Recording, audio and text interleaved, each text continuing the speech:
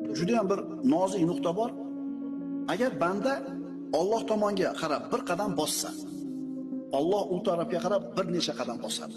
Banda Alloh taologa qaytay, bo'ldi endi tavba qilay degan fikrni kallasiga olib kelishligi bilan hali hech narsa qilmadi qaranglar. Bo'ldi endi bugundan ichmayman dedi. Bo'ldi bugundan boshlab namozni boshlayman dedi. Shu fikr kallasiga kelishligi bilan Alloh taolo shu bandani qalbiga saodatni berib qo'yadi. Xotirjamlik berib qo'yadi, taskin berib qo'yadi. Shu etapdan o'tganmiz ko'pchiligimiz. Bo'ldi. Ertadan namoz boshlayman deganingizda bilasizmi qanaqa maza qilgansiz? Eslangda. Bo'ldi. Sigaretni tashladim bugundan boshlab dedingiz. O'sha momentni eslangda. Alloh taolo bandasini tavbasiga shuna bir mushtoq bo'lib turadi. Alloh taolo bandasini tavba qilishini shunaqa yaxshi ko'radi. Hali hech narsa qilmadi. Nima qildi faqat? Bo'ldi. Ertadan bomdodga chiqib namozni boshlayman deyishiga bilasizmi qanaqa xotirjam bo'ladi qalbi?